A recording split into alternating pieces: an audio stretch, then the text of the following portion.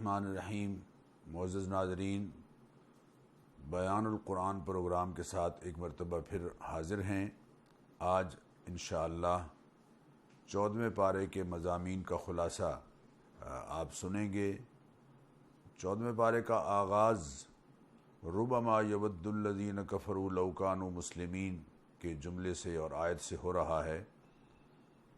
بالکل اس سے پہلے ایک آیہ کریمہ سورہ حجر کی آیت جو 13ویں پارے کے بالکل آخر میں ہے، اس میں اللہ تعالیٰ نے ارشاد فرمایا الف لام را تلک آیات الکتاب و قرآن مبین۔ یہ آیات ہیں اس کتاب کی جس کو اللہ تعالیٰ نے قرآن مبین کا نام دیا ہے۔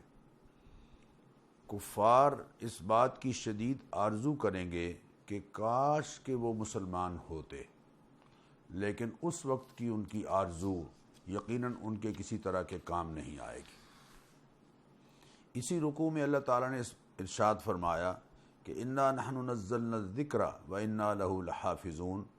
اس قرآن کریم کو ہم ہی نے اتارا ہے، نازل کیا ہے، اور ہم ہی اس کتاب نصیحت کی حفاظت کریں گے، نگہبانی کریں گے۔ یقیناً الحمدللہ قرآن کریم آسمانی کتابوں میں سے ایک واحد کتاب ہے جو پوری طرح سے محفوظ ہے، اور دنیا بھر میں اس کے لاکھوں نہیں بلکہ کروڑوں حفاظ ہیں، اور ہر سال تراویح میں قرآن کریم حفاظ سناتے ہیں اور کروڑوں مسلمان قرآن کریم سنتے ہیں۔ یوں حفاظت قرآن کا ایک بہت عمدہ نظام اللہ تعالیٰ کی طرف سے موجود ہے، اور یہ ہمیشہ کے لیے موجود رہے گا۔ اگلے رکوع میں اللہ تعالیٰ نے اپنی قدرتوں کا ذکر فرمایا، اور اس میں خاص طور پر یہ بات سمجھائی کہ وَجَعَلْنَا لَكُمْ فِيهَا مَعَائِشَ، اس دنیا میں، اس زمین پر ہم نے تمہارے لیے روزی کے اسباب مہیا کر رکھے ہیں، وَمَن لَّسْتُمْ لَهُ بِرَازِقِينَ، اور ان کے لیے بھی روزی کے اسباب مہیا کر رکھے ہیں کہ جنہیں تم رزق نہیں دینے والے بلکہ رزق دینے والے اللہ تعالیٰ کی ذات کریمہ ہیں۔ وَإِن مِّن شَيْءٍ إِلَّا عِندَنَا خَزَائِنُهُ، اور اللہ فرماتے ہیں ہر چیز کے خزانے ہمارے پاس ہیں۔ وَمَا نُنَزِّلُهُ إِلَّا بِقَدْرٍ مَّعْلُومٍ، اور ایک مقرر مقدار میں ہم انہیں زمین پر اتارتے ہیں۔ آپ دیکھ لیجئے، پھلوں کو دیکھ لیجئے، غلے کو دیکھ لیجئے، دیگر اشیاء کو دیکھ لیجئے، ہر چیز ایک مناسب تناسب کے ساتھ اللہ تعالیٰ کی طرف سے انسانوں کو مہیا ہو رہی ہے، اور کبھی بھی ایسا نہیں ہوا کہ اللہ تعالیٰ کی طرف سے رزق میں کمی آئی ہو۔ انسان جو رزق کی تقسیم میں ذمہ دار ہیں ان کی وجہ سے کمی آتی ہے، اللہ تعالیٰ کی طرف سے کبھی کمی نہیں آئی۔ جب لوگ کم تھے، فی ایکڑ پیداوار بھی یقیناً کم تھی۔ جب لوگ بڑھ گئے تو آج آپ دیکھ لیجئے کہ فی ایکڑ پیداوار بھی یقیناً بڑھ گئی ہے۔ یہ جو دنیا میں کہیں آپ دیکھتے ہیں کہ قحط سالی ہے اور غربتیں ہیں، ان کی بڑی وجہ جو تقسیم رزق میں انسانوں کا کردار ہے، وہ یقیناً غلط کردار اس رزق میں کمی کا باعث بنتا ہے۔ اللہ تعالیٰ کی طرف سے وافر رزق میسر آ رہا ہے۔ انسان کی تخلیق کا ذکر کیا کہ ہم نے اس کو مٹی سے پیدا کیا، اور جنات کی تخلیق کا ذکر کیا کہ ہم نے اس کو آگ کی لپٹ سے پیدا کیا۔ اور پھر شیطان نے اللہ تعالیٰ سے یہ عرض کیا کہ لَأُزَيِّنَنَّ لَهُمْ فِي الْأَرْضِ، زمین میں انہیں بہت سی دل فریبیاں ان کے لیے مہیا کروں گا اور پیدا کروں گا، وَلَأُغْوِيَنَّهُمْ أَجْمَعِينَ، اور میں ان سب کو ضرور اغوا کروں گا۔ لیکن اللہ تعالیٰ فرما رہے ہیں کہ جو میرے پیروکار ہوں گے، جو میرے بندے ہوں گے، لَيْسَ لَكَ عَلَيْهِمْ سُلْطَان، ان پر تیرا کوئی اختیار نہیں چلے گا، إِلَّا مَنِ اتَّبَعَكَ مِنَ الْغَاوِينَ، ہاں جو بہکے ہوئے ہیں وہ یقیناً تیری پیروی کریں گے اور تیری بات کو مان کر چلیں گے۔ اللہ تعالیٰ ہمیں اپنے خاص بندوں میں شامل فرمائے، اور شیطان کے شر سے اللہ تعالیٰ ہمیں بچنے کی توفیق عطا فرمائے۔ ایک بڑی اہم بات جو اللہ تعالیٰ نے اس رکوع میں بیان فرمائی، فرمایا کہ جنت میں جب لوگ جائیں گے تو وَنَزَعْنَا مَا فِي صُدُورِهِم مِّن غِلٍّ، ان کے دلوں میں کسی قسم کی جو قدورت دنیا میں موجود تھی اس کو ہم بالکل نکال دیں گے۔ یعنی جنت ایک ایسی جگہ ہے کہ جہاں کسی آدمی کو دوسرے آدمی کے بارے میں کسی طرح کی کوئی ناراضی، کوئی تلخی، کوئی اعتراض اور کوئی قدورت، بغض اور کینہ موجود نہیں ہوگا۔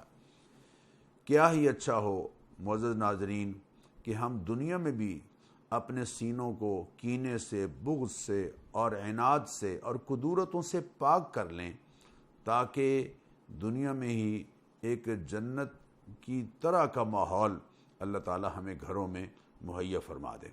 فرمایا وَنَزَعْنَا مَا فِي صُدُورِهِم مِّن غِلٍّ، ان کے دلوں میں سے ہم قدورت نکال دیں گے، اور اخواناً، یہ بھائیوں کی طرح آمنے سامنے بیٹھے ہوں گے، اور خوش گپیوں میں اللہ تعالیٰ ان کو جنت کی نعمتوں سے نواز رہے ہوں گے۔ اور پھر ایک بڑی اہم بات ناظرین، بڑی توجہ طلب بات جو اس آیت میں اللہ تعالیٰ نے ارشاد فرمائی، اللہ نے اپنے حبیب کریم علیہ الصلاۃ والتسلیمات سے فرمایا، نبئ عبادی، اے میرے پیارے، میرے بندوں کو بتا دیجئے، انی انا الغفور الرحیم، کہ میں بڑا بخشنے والا ہوں اور بڑا مہربان ہوں۔ یہ غفور صفت مشبہ ہے گرامر کے لحاظ سے، اور رحیم بھی صفت مشبہ ہے، اور اس میں مبالغے کا معنی پایا جاتا ہے۔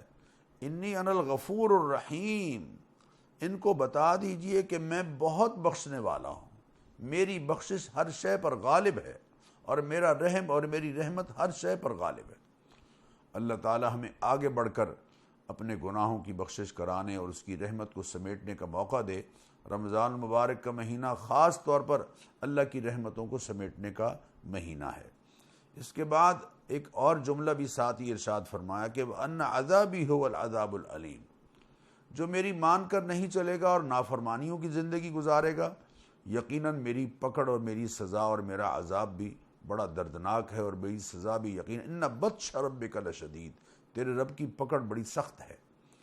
نئے رکوع میں حضرت ابراہیم علیہ السلام کا تذکرہ ہے، ان کے پاس آنے والے فرشتے جو مہمان کے طور پر آئے ان کا تذکرہ ہے، اور انہوں نے حضرت ابراہیم علیہ السلام کو جو اولاد کی بشارت دی اس کا تذکرہ ہے، اور قالوا بشرناک بالحق فلا تکن من القانتین، تو حضرت ابراہیم علیہ السلام کہنے لگے ابشرتمونی علی ان مسنی الکبر فبم تبشرون، میں تو بوڑھا آدمی ہوں، بڑھاپے نے مجھے آ لیا ہے، اور کیسی خوشخبری تم دے رہے ہو؟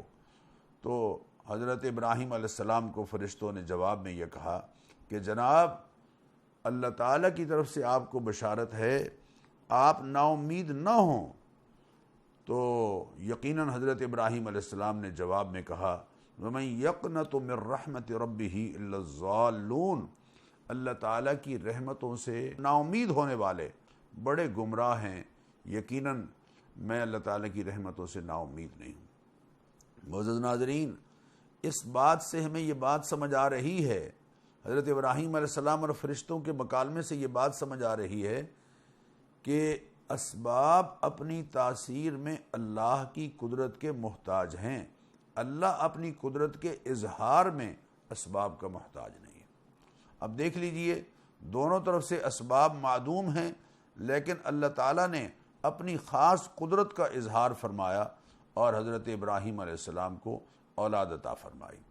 حضرت لوط علیہ السلام کا تذکرہ ہے، اور لوط علیہ السلام کی قوم جو ہم جنس پرستی میں مبتلا تھی اس کی مذمت ہے، اور حضرت لوط علیہ السلام ان سے کہہ رہے ہیں قوم کے لوگوں سے کہ ان ہؤلاء ضیفی فلا تفضحون، یہ فرشتے جو میرے پاس آئے ہوئے ہیں یہ میرے مہمان ہیں، تم ان کے سامنے مجھے بے آبرو نہ کرو۔ جس کے ہاں مہمان آئے ہوئے ہیں اس کی عزت اور اس کے وقار کو بڑھانا، یہ ہمارے مسلم معاشرے کا ایک کلچر ہے اور تہذیب ہے، اور ایک انداز ہے اچھا، جو انبیاء علیہ الصلاۃ والتسلیمات کی تعلیمات سے ہی لیا گیا ہے۔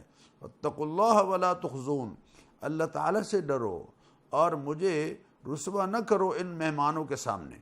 لیکن وہ باز نہیں آئی قوم، تو چنانچہ یہ ہوا کہ فاخذتہم الصیحۃ مشرقین، سورج کے نکلتے وقت ایک سخت دھماکے نے ان کو آ لیا، اور فجعلنا عالیہا سافلہا، بستیاں تلپٹ کر دی گئیں، وامطرنا علیہم حجارۃ من سجیل، اور پتھر ان پر برسائے گئے۔ معزز ناظرین، جس قوم نے بھی وقت کے نبی کی بات کو نہیں مانا، اللہ تعالیٰ نے ان کو اپنی پکڑ میں لیا ہے۔ ہم بھی نبی کریم علیہ الصلاۃ والتسلیمات کی تعلیمات پر عمل کرتے رہیں گے تو یقیناً اللہ تعالیٰ کی رحمتوں کے حقدار ٹھہریں گے۔ اگلے بالکل آخری رکوع میں، سورت کے آخری رکوع میں، نبی کریم علیہ الصلاۃ والتسلیمات کو اللہ تعالیٰ نے خطاب کرتے ہوئے فرمایا کہ وَلَقَدْ آتَيْنَاكَ سَبْعًا مِّنَ الْمَثَانِي وَالْقُرْآنِ الْعَظِيمِ، اے حبیب صلی اللہ علیہ وسلم، ہم نے آپ کو 7 ایسی آیات عطا فرمائی ہیں جو بار بار دہرائی جاتی ہیں۔ سورہ فاتحہ کی صورت میں مسلمان جو بھی نماز پڑھتا ہے، فرض پڑھ رہا ہو، سنتیں پڑھ رہا ہو، وتر پڑھ رہا ہو، نفل پڑھ رہا ہو، نماز تراویح میں کھڑا ہو، ہر رکعت میں سورہ فاتحہ پڑھتا ہے، اور ہر رکعت میں اللہ تعالیٰ سے عرض کرتا ہے اہدنا الصراط المستقیم، اے اللہ ہمیں سیدھی راہ پر چلائے رکھ۔ یہ التجا ہمیشہ کرتا ہے۔ والقرآن العظیم، اور ہم نے آپ کو قرآن عظیم عطا فرمایا۔ بعض مفسرین نے سورہ فاتحہ کا نام بھی قرآن عظیم ذکر فرمایا ہے۔ اور پھر بڑی اہم بات جو صرف آپ صلی اللہ علیہ وسلم سے نہیں کہی جا رہی بلکہ مجھ سے بھی اور آپ سے بھی ہے، اور وہ یہ کہ لا تمدن عینیک الی ما متعنا بہ ازواجا منہم ولا تحزن علیہم۔ اے حبیب صلی اللہ علیہ وسلم، آپ سے بھی خطاب ہے اور دنیا بھر کے تمام افراد سے خطاب ہے کہ مختلف قسم کے لوگ جن کو ہم نے دنیاوی ساز و سامان دے رکھا ہے، ان کی ان آسائشوں پر آنکھ اٹھا کر بھی مت دیکھو، بلکہ دنیاوی حوالے سے اپنے سے نیچے کے فرد کو دیکھا جائے کہ وہ کس حال میں زندگی گزار رہا ہے، وہ کس حال میں زندگی گزار رہا ہے۔ ہاں، دینی حوالے سے اپنے سے اوپر آدمی کو دیکھا جائے کہ وہ کس قدر مجھ سے بہتر اللہ تعالیٰ کی فرما برداری میں زندگی گزار رہا ہے۔ ولا تحزن علیہم، اور ان لوگوں پر غمگین نہ ہوئیے، ان کا اپنا عمل ہے، آپ کا اپنا عمل ہے۔ واخفض جناحک للمؤمنین، اور مسلمانوں کے ساتھ، ایمان والوں کے ساتھ شفقت سے پیش آئیے۔ معزز ناظرین، یہ محبوب کریم علیہ الصلاۃ والتسلیمات کی ادا ہے جو اللہ نے اپنے حبیب کریم علیہ الصلاۃ والتسلیمات کے ساتھ حکماً ذکر فرمائی۔ ہمیں بھی ہر مسلمان کے ساتھ، ہر مومن کے ساتھ شفقت سے پیش آنا ہے، بڑوں کا احترام کرنا ہے اور چھوٹوں پر شفقت کرنی ہے۔ وَقُلْ إِنِّي أَنَا النَّذِيرُ الْمُبِينُ، اور آپ ان کو بتا دیجئے کہ میں واضح طور پر اللہ تعالیٰ کی نافرمانی کے نتائج سے خبردار کرنے والا ہوں۔ ایک بڑی اہم بات جس کو ہمیں ہمیشہ پیش نظر رکھنا ہے وہ اس سورت کے بالکل آخری رکوع میں ہے، اور وہ بہت زوردار انداز سے ذکر فرمائی گئی ہے۔ وہ کیا ہے؟ غور کیجئے ناظرین۔ فَوَرَبِّكَ، اے حبیب تیرے رب کی قسم ہے، لَنَسْأَلَنَّهُمْ أَجْمَعِينَ، ہم ان سب سے ضرور پوچھیں گے، عَمَّا كَانُوا يَعْمَلُونَ، کیا کرتے رہے تھے، دنیا میں کیا کرتے رہے، اس بازار کی کرنسی اپنے ساتھ کس قدر لائے ہو، اللہ کے حضور میں جو پیشی کا مرحلہ ہے، یہاں اعمال صالح، اس بازار کی کرنسی اعمال صالحہ ہیں، نیکیاں اس اعمال کی کرنسی ہیں، وہ اپنے ساتھ کس قدر لائے ہو۔ یہ سوال صرف ریالائز کرانے کے لیے ہوگا، ورنہ وہاں تو صورتحال یہ ہے کہ کل صغیر و کبیر مستتر، ہر چھوٹی بڑی بات اللہ تعالیٰ کے ہاں لکھی جا رہی ہے۔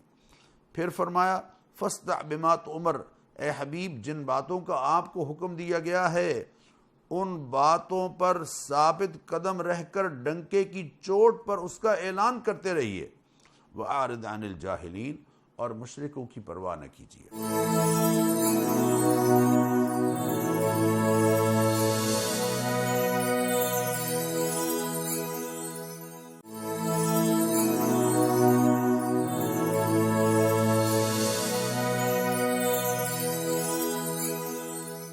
اِنَّا كَفَيْنَاكَ الْمُسْتَهْزِئِينَ، اے حبیب صلی اللہ علیہ وسلم، آپ کا مذاق اڑانے والوں کی طرف سے آپ کو ہم کافی ہیں، ان کی خبر لینے کے لیے ہم آپ کی طرف سے کافی ہیں۔ اور چنانچہ ایسا ہی ہے، جن لوگوں نے آپ صلی اللہ علیہ وسلم کے بارے میں کوئی گستاخانہ کلمات کہے، اللہ نے ان کا جواب خود دیا ہے۔ ابو لہب نے کہا تبا لک یا محمد لہذا جمعتنا، اے محمد صلی اللہ علیہ وسلم آپ کا ہاتھ ٹوٹ جائے۔ اللہ نے فرمایا تبت یدا ابی لہب و تب، ابو لہب تیرے دونوں ہاتھ ٹوٹ جائیں۔ کفار نے کہا لست مرسلا، آپ رسول نہیں ہیں۔ اللہ نے فرمایا وارسلناک للناس رسولا وکفی باللہ شہیدا، ہم نے آپ کو رسول بنا کر بھیجا ہے اور ہماری گواہی کافی ہے آپ کی رسالت کے بارے میں۔ آخر میں فرمایا فسبح بحمد ربک وکن من الساجدین وَلَقَدْ نَعْلَمُ أَنَّكَ يَضِيقُ صَدْرُكَ بِمَا يَقُولُونَ، ہمیں معلوم ہے کہ ان کی باتوں سے آپ کو سخت کوفت ہوتی ہے، لیکن آپ اپنے رب کی حمد کے ساتھ اس کی تسبیح کرتے رہیے۔ وَقُم مِّنَ السَّاجِدِينَ، اور سجدہ کرنے والوں میں شامل ہو جائیے۔ وَاعْبُدْ رَبَّكَ، اور اپنی رب کی عبادت کرتے رہیے۔ حَتَّى يَأْتِيَكَ الْيَقِينُ، یہاں تک کہ امر یقینی یعنی موت آ جائے۔ گویا موت تک اللہ کی فرما برداری کو قائم رکھنا ہے۔ معزز ناظرین، ایک روزہ وہ ہے جو صبح سے شروع ہوتا ہے اور شام کو ختم ہوتا ہے۔ وہ روزہ سال میں ایک مہینہ اس کا رمضان آتا ہے، اور ایک روزہ وہ ہے جو ہم نے لا الہ الا اللہ محمد الرسول اللہ پڑھ کر اللہ تعالیٰ کے ساتھ اقرار کی صورت میں کیا ہے۔ وہ بلوغت سے شروع ہوتا ہے اور موت تک قائم رہتا ہے۔ اس روزے میں ہم نے وہ کرنا ہے جو اللہ نے فرمایا ہے، اور اس سے بچنا ہے جس سے اللہ نے فرمایا ہے۔ اس میں ہم نے مقصد زندگی لا الہ الا اللہ کو سمجھنا ہے، اور طرز زندگی محمد الرسول اللہ صلی اللہ علیہ وسلم کو سمجھنا ہے۔ نئی سورت سورہ نحل کا آغاز ہو رہا ہے۔ بالکل آغاز میں ہی اللہ تعالیٰ اپنی قدرتوں کا اظہار فرما رہے ہیں کہ آسمان و زمین کو اس نے کس طرح سے پیدا کیا ہے، پھر انسان کو کس طرح سے پیدا کیا ہے، اور پھر انسان کے لیے سردی سے بچاؤ کا سامان اور گرمی سے بچاؤ کا سامان، اور پھر اس کے لیے کھانے کے سامان، اور پھر اس کے لیے جانوروں کی صورت میں اور مویشیوں کی صورت میں جو زینت بخشی ہے، اللہ تعالیٰ نے ان ساری چیزوں کا، گھوڑوں کا ذکر کیا، خچروں کا ذکر کیا، گدھوں کا ذکر کیا، لِتَرْكَبُوا مِنْهَا وَزِينَةً، تاکہ تم ان پر سوار ہو، اور زینت کا سامان بنتے ہیں گھوڑے۔ جب گھڑ سوار اس پر بیٹھتا ہے تو ایک ناز کا انداز ہوتا ہے جو یقیناً ہم اپنی آنکھوں سے دیکھتے ہیں۔ اور آگے فرمایا وَيَخْلُقُ مَا لَا تَعْلَمُونَ، اور اللہ تعالیٰ ایسی چیزیں بھی سواری کے لیے بنائیں گے اور بناتے ہیں جو تم نہیں جانتے۔ یقینی بات ہے جب قرآن اتر رہا تھا تو کسے معلوم تھا کہ لوگ فضاؤں میں جہازوں میں اڑیں گے، زمین پر گاڑیوں میں سفر کریں گے، ٹرینوں میں سفر کریں گے۔ یہ ساری چیزیں اللہ فرما رہے ہیں کہ اللہ تعالیٰ نے سواری کے لیے کچھ ایسی چیزیں بھی بنائی ہیں اور بنائے گا جنہیں تم نہیں جانتے۔ جب قرآن اتر رہا تھا یقیناً لوگ ان سے آگاہ نہیں تھے۔ پھر اللہ تعالیٰ نے زمین میں جو نعمتیں پیدا فرمائیں، یُنبِتُ لَکُم بِهِ الزَّرْعَ، اللہ تعالیٰ نے بارش برسائی اور اس سے کھیتی، والزیتون، زیتون، والنخیل والاعناب، کھجور اور انگور، ومن کل الثمرات، اور ہر طرح کے پھل پیدا کیے ہیں۔ پھر تمہارے لیے رات اور دن کو مسخر کیا، سورج اور چاند کو مسخر کیا، اور ستاروں کو مسخر کیا۔ وما ذرأ لکم فی الارض مختلفا الوانہ، اور زمین میں جو تمہارے لیے مختلف رنگ برنگی چیزیں رکھی ہیں، ان فی ذلک لآیہ لقوم یذکرون، یہ سب نشانیاں ہیں اس قوم کے لیے جو ان کو دیکھ کر نصیحت حاصل کرتی ہے۔ ان چیزوں پر اس کی نگاہ نہیں پڑتی بلکہ اس خالق پر نگاہ پڑتی ہے جس نے یہ ساری نعمتیں پیدا فرمائی۔ پھر فرمایا کہ دیکھو سمندر میں مچھلیوں کی صورت میں ایک تر و تازہ گوشت ہم نے تمہیں مہیا کیا ہے تاکہ اسے کھاؤ، اور لِتَبْتَغُوا مِنْ فَضْلِهِ، اللہ کا فضل جو سمندروں میں ہے وہ تلاش کرو۔ اور یہ سب کچھ کیوں ہم ذکر کر رہے ہیں؟ وَلَعَلَّكُمْ تَشْكُرُونَ، تاکہ تم شکر گزار بن جاؤ۔ معزز ناظرین، کس قدر نعمتیں ہیں اللہ کی۔ پھلوں میں دیکھیے کتنی اقسام، سبزیوں میں دیکھیے کتنے اقسام، میٹ میں دیکھیے کتنے اقسام، یہ ساری اقسام ہم ان سے فائدہ اٹھا رہے ہیں۔ کیا ہم اللہ کا شکر بھی ادا کر رہے ہیں؟ ہماری زبان سے کبھی اللہ کا شکر کا اظہار ہوتا ہے یا نہیں ہوتا؟ اور اللہ کے شکر کی جو حقیقی شکل ہے کہ جو نعمتیں اللہ نے مجھے دی ہیں ان میں ان کو شریک کروں جو نعمتوں سے محروم ہیں، کیا شکر کا یہ انداز بھی ہم نے کبھی اپنایا ہے اور اختیار کیا ہے؟ ہمیں اس پر غور کرنا چاہیے۔ اللہ فرما رہے ہیں وَإِن تَعُدُّوا نِعْمَةَ اللَّهِ لَا تُحْصُوهَا، اللہ تعالیٰ کی نعمتوں کو اگر تم شمار کرنا چاہو تو نہیں شمار کر سکتے، یقیناً یہ نہیں شمار کر سکتے۔ جب شمار نہیں کر سکتے تو شکر تو کر سکتے ہو نا، شکر تو کر سکتے ہو، شکر سے اپنی نعمتوں میں اضافہ کرو، اس لیے کہ اللہ خود وعدہ فرما رہے ہیں کہ جو شکر کرتا ہے میں اس پر نعمتیں بڑھاتے چلا جاتا ہوں۔ والذین یدعون من دون اللہ، اور دیکھو جن کو تم اللہ کے سوا پکارتے ہو، جن کو یہ لوگ اللہ کے سوا پکارتے ہیں، لا یخلقون شیئا، انہوں نے کچھ پیدا نہیں کیا، وہم یخلقون، وہ تو خود مخلوق ہیں، اموات، ان پر موت طاری ہوتی ہے، غیر احیاء، وہ زندگی سے عاری، ہمیشہ وہ زندگی ان کی ہمیشہ کی نہیں ہے، غیر احیاء، فوت ہو گئے، وما یشعرون ایان یبعثون، اور وہ نہیں جانتے کہ دوبارہ ان کو کب اٹھایا جائے گا۔ لہذا سن لو، الہکم الہ واحد، تمہارا الہ ایک الہ ہے، اور جو لوگ آخرت کا انکار کر رہے ہیں وہ محض تکبر میں پڑے ہوئے ہیں، موت تو بہرحال ان کو بھی آ کر رہے گی۔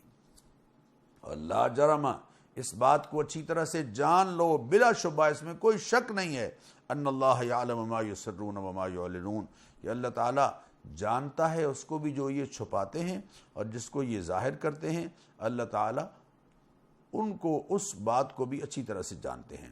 وَيَقُولُ أَيْنَ شُرَكَائِيَ الَّذِينَ كُنْتُمْ تُشَاقُّونَ فِيهِمْ، کل قیامت کے دن شرک کرنے والے کو اللہ فرما رہے ہیں ہم ذلیل و خوار کریں گے، اور ہم کہیں گے کہاں ہیں میرے وہ شریک کہ جن کے بارے میں تم جھگڑا کیا کرتے تھے؟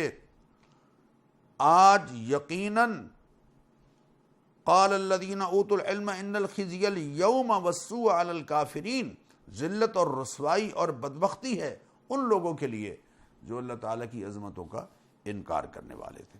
اور جو تقوی اختیار کرنے والے ہیں اللہ تعالیٰ ان سے پوچھتے ہیں کہ ماذا انزل ربکم، تمہارے لیے تمہارے رب نے کیا اتارا ہے؟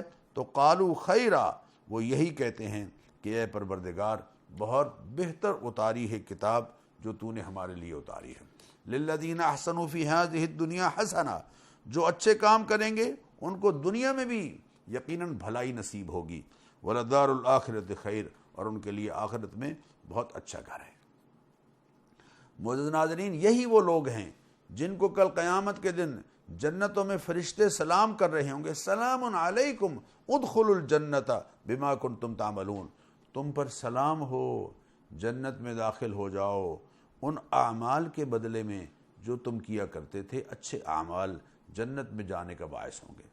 پھر اللہ تعالیٰ نے تمام انبیاء علیہم الصلاۃ والتسلیمات کا تذکرہ کرتے ہوئے فرمایا ان کا مشن کیا تھا رسولوں کا، وَلَقَدْ بَعَثْنَا فِي كُلِّ أُمَّةٍ رَسُولًا أَنِ اعْبُدُوا اللَّهَ وَاجْتَنِبُوا الطَّاغُوتَ، ہم نے ہر امت میں رسول بھیجے اور ان کا مشن یہ تھا، پیغام یہ تھا کہ اعبدوا اللہ، اللہ کی عبادت کرنی ہے، وَاجْتَنِبُوا الطَّاغُوتَ، اور طاغوت کی بندگی سے بچنا ہے۔ ہر وہ فرد، ہر وہ گروہ، ہر وہ جماعت، ہر وہ طبقہ، ہر وہ نظام کہ جس کی تعلیمات اللہ کی تعلیمات سے متصادم ہوں وہ طاغوت ہے۔ ہم نے اللہ کی برتری کو تسلیم کرنا ہے، طاغوت کی برتری سے یقیناً اپنے آپ کو بچانا ہے۔ معزز ناظرین، اس کے بعد اللہ تعالیٰ انبیاء علیہم الصلاۃ والتسلیمات کا تذکرہ فرما رہے ہیں، وما ارسلنا من قبلک الا رجالا نوحی الیہم، اے حبیب ہم نے آپ سے پہلے جتنے انبیاء بھیجے ہیں وہ سب مرد تھے، وہ نسل انسانی میں جو اعلیٰ ترین اللہ کی مخلوق ہے مرد ان میں سے تھے۔ فاسألوا اہل الذکر ان کنتم لا تعلمون، اور اگر تمہیں کچھ پتہ نہ ہو تو خود ٹامک ٹوئیاں نہ مارتے رہو جہالت میں، بلکہ اصحاب علم کے پاس جاؤ اور ان سے رہنمائی حاصل کرو تاکہ جو بات تمہیں سمجھ نہیں آ رہی وہ اصحاب علم اور اہل ذکر کی تعلیمات کی روشنی میں اور ان کی آگہی کے ساتھ تمہاری معلومات میں آئے۔ نبی کریم علیہ الصلاۃ والتسلیمات کو اللہ تعالیٰ نے یہ منصب عطا فرمایا کہ آپ قرآن کریم کی تشریحات کریں گے۔ وَأَنزَلْنَا إِلَيْكَ الذِّكْرَ، ہم نے آپ کی طرف قرآن اتارا ہے، لِتُبَيِّنَ لِلنَّاسِ مَا نُزِّلَ إِلَيْهِمْ، تاکہ آپ وضاحت اور تشریح کریں اس کی جو آپ کی طرف اتارا گیا ہے۔ تو قرآن اصولوں کی کتاب ہے، اس کی تفصیلات حدیث کی صورت میں نبی کریم علیہ الصلاۃ والتسلیمات نے انسانوں کو مہیا فرمائی ہیں، اور وہ احادیث جو قرآن کی تشریح میں آپ نے فرمائی ہیں وہ بھی ہمارے لیے ویسے ہی قابل عمل ہیں جیسے کہ قرآن ہمارے لیے قابل عمل ہے۔ پھر اللہ تعالیٰ نے مجوسیوں کو پرشین امپائر کا الہ کے بارے میں جو عقیدہ تھا اس کا رد کیا۔ وہ کہتے تھے کہ الہ دو ہیں، خیر کا الہ الگ ہے، شر کا الگ ہے۔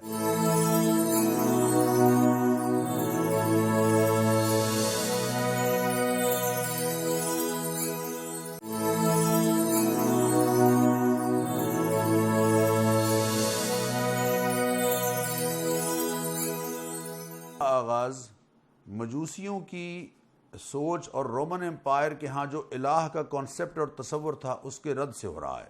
وہ کہتے تھے خیر کا الہ اور ہے اور شر کا اور ہے، خیر کا الہ یزداں ہے اور شر کا اہرمن ہے۔ اللہ نے فرمایا لا تتخذوا الہین اثنین، الہ دو مت بناؤ، انما ہوا الہ واحد، الہ صرف ایک ہے جو آسمان و زمین کو اور سارے نظام کو پیدا کرنے والا ہے۔ وَلَهُ الدِّينُ وَاسِبًا، اور عبادت اور اطاعت ہمیشہ اسی کی لازم ہے۔ پھر اللہ تعالیٰ نے فرمایا کہ وَمَا بِكُم مِّن نِعْمَةٍ فَمِنَ اللَّهِ، جو نعمتیں تمہیں ملتی ہیں وہ اللہ تعالیٰ کی طرف سے ملتی ہیں، اور جب تم نعمتوں کو سے فائدہ اٹھاتے ہو تو بڑے خوش ہوتے ہو، لیکن کوئی تکلیف آتی ہے اور فریاد بھی اسی سے کرتے ہو، اور جب تکلیف دور کر دیتا ہے تو اذا فریقم منکم بربہم یشرکون، تو پھر اللہ تعالیٰ کے ساتھ ایک طبقہ ایسا ہے جو شرک کرنے لگ جاتا ہے اور کہتا ہے کہ میری تکلیفیں فلاں ہستی نے دور کی ہیں، فلاں ہستی نے دور کی ہیں، کوئی تکلیفیں دور کرنے والا نہیں سوائے اللہ تعالیٰ کے۔ یہ بات اللہ تعالیٰ سمجھا رہے ہیں۔ بیٹیوں کی لوگوں کو خوشخبری ملتی ہے تو لوگ اس پر اپنا چہرہ چھپاتے پھرتے ہیں اور غم کھاتے ہیں۔ اللہ تعالیٰ فرما رہے ہیں یہ ساری مخلوق ہماری طرف سے ہے، یہ بیٹیاں بھی ہماری طرف سے ہیں اور بیٹے بھی ہماری طرف سے ہیں۔ بیٹیاں رحمت ہیں اور بیٹے نعمت ہیں، جو بھی نعمت میسر آ رہی ہے یا رحمت میسر آ رہی ہے اس پر تمہیں خوش ہونا چاہیے۔ پھر اللہ نے ارشاد فرمایا نئے رکوع میں، 14ویں رکوع کا آغاز اس سے ہو رہا ہے کہ لو یؤاخذ اللہ الناس بظلمہم، اگر اللہ تعالیٰ لوگوں کو ان کے ظلم کی بنیاد پر پکڑنے لگتا تو زمین پر ایک بھی زندہ نہ رہتا، ایک بھی چلنے والا نہ رہتا، ولیکن یؤخرہم الی اجل مسمی، اللہ تعالیٰ نے ایک وقت مقرر تک مہلت دے رکھی ہے کہ کسی بھی سٹیج پر اپنے آپ کو بدلیں گے اور ظلم سے باز آئیں گے، اور اللہ تعالیٰ کی مخلوق پر ظلم کی بجائے ان کے لیے خیر تلاش کرنے والے اور خیر چاہنے والے ہوں گے۔ چوپاؤں کے بارے میں ذکر فرمایا کہ دیکھو اس میں بھی عبرت کا سامان ہے، من بین فرث ودم لبنا خالصا سائغا للشاربین، گوبر اور خون کے درمیان میں سے دودھ کی نہریں چلانے والا کون ہے؟ اللہ فرماتے ہیں یہ ہماری قدرتیں ہیں، ذرا غور تو کرو کہ کس طرح سے دودھ ہے، گوبر ہے، گوشت ہے، اس کے درمیان میں سے ایک پاکیزہ دودھ، لبنن خالصا، خالص دودھ، سائغا للشاربین، اور پینے والوں کے لیے خوشگوار ہم مہیا کر رہے ہیں۔ پھر شہد کا تذکرہ ہے کہ فیہ شفاء للناس، شہد پر غور کرو کیسے مکھی بناتی ہے، اور اس میں اللہ تعالیٰ نے تمہارے لیے شفا رکھی ہے۔ پھر ہم نے تمہیں بیٹے دیے ہیں، پوتے دیے ہیں، اللہ تعالیٰ ان کا ذکر فرما رہا ہے۔ اور پھر یہ بات سمجھائی، معزز ناظرین یہ بات بہت غور طلب ہے کہ لا تضربوا للہ الامثال، اللہ کے لیے مثالیں فٹ نہ کیا کرو، اللہ کے لیے مثالیں کہ جناب کوٹھے تے چڑھنا ہوئے تے پوڑی دی لوڑ ہے، جناب افسر نو ملنا ہوئے تے تھلے پہلے او دے ماتحت نو ملنا پیندا ہے۔ یہ ساری مثالیں اللہ کے بارے میں مت فٹ کریں۔ اللہ لا تضربوا للہ الامثال، اللہ تعالیٰ مثالوں سے پاک ہے، وہ ڈائریکٹ اپنے بندوں کی بات سنتا ہے۔ اللہ نے تمہیں تمہارے ماؤں کے پیٹوں سے جب پیدا کیا ہے تو تم کچھ بھی نہیں جانتے تھے۔ وجعل لکم السمع والابصار والافئدہ، اللہ نے تمہیں کان دیے، آنکھیں دیں، اور جو مرکز حواس ہے دل و دماغ اللہ تعالیٰ نے وہ تمہیں عطا فرمایا، یہ سب کچھ لعلکم تشکرون، تاکہ تم اللہ کا شکر ادا کرنے والے بن جاؤ۔ تمہیں گھر عطا فرمائے، تمہارے لیے پہاڑوں میں پناہ گاہیں بنائیں، یہ ساری نعمتیں ہیں اللہ تعالیٰ جن کا ذکر فرما رہے ہیں۔ اور معزز ناظرین، پھر 19ویں رکوع کا آغاز اس آیت سے ہو رہا ہے جو آپ ہر جمعے کے خطبے میں اپنے خطیب صاحب سے سنتے ہیں۔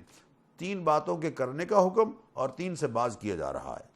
ان اللہ یامر بالعدل والاحسان وایتاء ذی القربی، اللہ انصاف کرنے کا حکم دیتا ہے اور احسان کرنے کا، احسان انصاف، جتنا حق ہے اتنا دینا اور حق سے زائد دینا، یہ احسان ہے، اور رشتہ داروں کو دیتے رہا کرو، یہ تیسرا حکم ہے۔ وَيَنْهَى عَنِ الْفَحْشَاءِ وَالْمُنْكَرِ وَالْبَغْيِ، اور اللہ تمہیں بے حیائی سے روکتا ہے، برے کاموں سے روکتا ہے، اور ظلم اور زیادتی سے روکتا ہے۔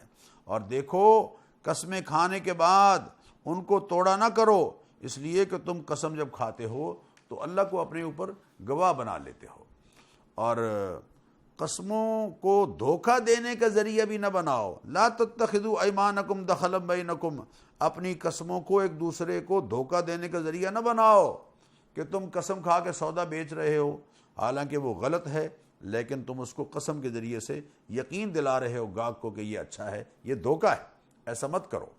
ما عندکم ینفد وما عند اللہ باق، جو تمہارے پاس ہے وہ فنا ہونے والا ہے، اور جو اللہ کے پاس اعمال صالحہ آگے بھیجو گے وہ یقیناً باقی رہنے والے ہیں۔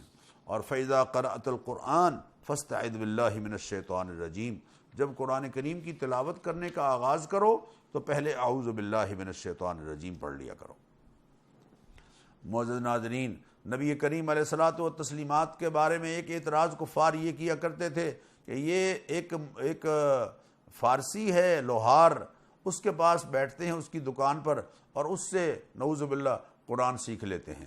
اللہ فرماتے ہیں لسان الذی یلحدون الیہ اعجمی، اور جاہلو، جس آدمی کی طرف تم اشارہ کر رہے ہو وہ عجمی ہے، وہذا لسان عربی مبین، اور یہ قرآن تو فصیح عربی زبان میں ہے، کیسا اعتراض ہے جو تم کر رہے ہو؟ پھر اللہ تعالیٰ نے سب کو خطاب کرتے ہوئے ارشاد فرمایا کہ لوگو، یوم تأتی کل نفس تجادل عن نفسها کل نفس بما عملت وتوفی کل نفس ما عملت وهم لا یظلمون، دیکھو ایک دن ایسا فیصلے کا آنے والا ہے کہ جب ہر جان اپنے بچاؤ کی کوشش کر رہا ہوگا، وتوفی کل نفس ما کسبت، اور ہر جان کو پورا دیا جائے گا جو وہ کر کے لایا ہے، وهم لا یظلمون، اور کسی طرح کی اس کے ساتھ زیادتی نہیں ہوگی۔ سیدنا ایک بستی کی مثال ذکر فرمائی کہ کانت آمنۃ مطمئنۃ، میں کہتا ہوں پاکستان کو اس آیت کی روشنی میں ہمیں دیکھنا چاہیے۔ اللہ ایک بستی کی مثال بیان کرتا ہے، بڑے لوگ اطمینان والے تھے، کانت آمنۃ، وہ بستی بڑی پرامن تھی، مطمئنۃ، وہاں کے رہنے والے بڑے اطمینان کی زندگی گزار رہے تھے، یاتیھا رزقھا رغدا من کل مکان، ہر جانب سے وافر رزق ان کو میسر آ رہا تھا، لیکن کیا ہوا؟ فکفرت بانعم اللہ، اللہ کی نعمتوں کی ناقدری اور ناشکری شروع کر دی، فاذاقھا اللہ لباس الجوع والخوف، اللہ نے ان پر بھوک اور خوف ایسے مسلط کر دیا جیسے انسانی جسم پر لباس ہوتا ہے، بما کانوا یصنعون، یہ سب کچھ ان کے کرتوتوں کی وجہ سے ہو رہا تھا۔ معزز ناظرین، پاکستان میں کون سی نعمت ہے جو اللہ نے ہمیں عطا نہیں فرمائی؟ لیکن ہم ناشکرے ہیں، ناقدرے ہیں۔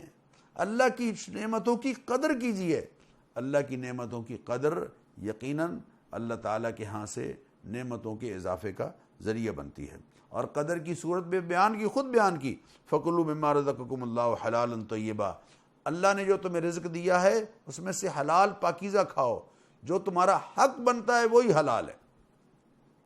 وَاشْكُرُوا نِعْمَةَ اللَّهِ، اللہ تعالیٰ کی نعمتوں کا شکر ادا کرو۔ پھر حضرت ابراہیم علیہ السلام کا تذکرہ اللہ تعالیٰ نے فرمایا کہ کان امتن، وہ اپنی ذات میں ایک امت تھے، قانتا للہ، اللہ کے فرما بردار، حنیفاً، سب سے ہٹ کر اللہ کے ہو جانے والے، ولم یک من المشرکین، مشرک نہیں تھے، شاکر لانعمہ، اللہ کی نعمتوں کا شکر ادا کرنے والے تھے، اجتباہ وہداہ الی صراط مستقیم، ہم نے ان کو منتخب کر لیا تھا اور سیدھی راہ پر ڈال دیا تھا، وآتیناہ فی الدنیا حسنہ، ہم نے ان کو دنیا میں بھی اچھائی عطا فرمائی، وإنہ فی الآخرۃ لمن الصالحین، اور آخرت میں تو یقیناً وہ صالحین میں سے ہوں گے۔ اور معزز ناظرین، بالکل آخر میں، یعنی پارے کے آخر میں اللہ تعالیٰ نے دین کی تعلیمات کو لوگوں تک کیسے پہنچانا ہے اس کا بیان فرمایا ہے۔ اور میں علماء سے، خطباء سے، مبلغین سے، درس دینے والے مردوں سے اور درس دینے والی خواتین سے یہ درخواست کروں گا، اور تبلیغ کا کام کرنے والے تمام لوگ وہ اس آیت کو پیش نظر رکھیں، ادعو الی سبیل ربک بالحکمہ، اللہ کے راستے کی طرف دعوت دو حکمت کے ساتھ، والموعظۃ الحسنہ، عمدہ نصیحت کے ساتھ، وجادلہم باللتی ہی احسن، اور اگر کبھی مباحثہ کرنا بھی پڑے تو احسن طریقے سے مباحثہ کرو، اور ان ربک هو اعلم بمن ضل عن سبیلہ، اللہ تعالیٰ کو پتہ ہے کہ کون اس کی راہ سے ہٹا ہوا ہے اور کون ہدایت یافتہ ہے۔ تم نے جب بھی دعوت دینی ہے حکمت کے ساتھ اور خیرخواہی کے جذبے کے ساتھ، دل میں کڑن ہو کہ یا اللہ ان کو ہدایت عطا فرما۔ آخر میں اپنے حبیب کریم علیہ الصلاۃ والتسلیمات کا حوصلہ بڑھاتے ہوئے اللہ نے فرمایا وَاصْبِرْ وَمَا صَبْرُكَ إِلَّا بِاللَّهِ، اور اے حبیب صلی اللہ علیہ وسلم آپ صبر کرتے رہیے، کفار کی طرف سے آپ کو بڑی تکلیفیں اور دشواریاں ہیں لیکن آپ نے صبر کا دامن نہیں چھوڑنا ہے، وَلَا تَحْزَنْ عَلَيْهِمْ، اور غم نہ کھائیں، وَلَا تَكُ فِي ضَيْقٍ مِّمَّا يَمْكُرُونَ، اور ان کی چال بازیوں کی وجہ سے تنگ دل نہ ہوں، إِنَّ اللَّهَ مَعَ الَّذِينَ اتَّقَوْا، یہ ہے بہت بڑی بات معزز ناظرین، اللہ کی معیت اس کو حاصل ہوتی ہے جو تقوی اختیار کرتا ہے، والذین هم محسنون، اور اللہ کی معیت ان لوگوں کو حاصل ہوتی ہے جو اچھے کام کرتے ہیں۔ ہم اگر چاہتے ہیں کہ اللہ ہمارے ساتھ ہو، اللہ کی نصرت ہمارے ساتھ ہو، اللہ کی مدد ہمارے ساتھ ہو، قدم قدم پر اللہ ہمارا رہنما ہو اور قدم قدم پر اللہ کی نصرتیں ہمیں حاصل ہوں، تو اس کے لیے ہمیں تقوی کا مزاج اختیار کرنا ہے اور اچھے کام کرنے ہیں، نتیجتاً اللہ کی نصرت اور مدد ہمیں حاصل رہے گی۔ اللہ تعالی ہم سب کو اس کی توفیق دے۔ معزز ناظرین، آج الحمدللہ 14ویں پارے کے مضامین کا ذکر ہوا، کل انشاءاللہ العزیز 15واں پارہ جو بہت ہی اہم پارہ ہے مضامین کے حوالے سے، اس کے ساتھ انشاءاللہ آپ کی خدمت میں حاضر ہوں گے۔ اجازت دیجیے، السلام علیکم ورحمۃ اللہ وبرکاتہ۔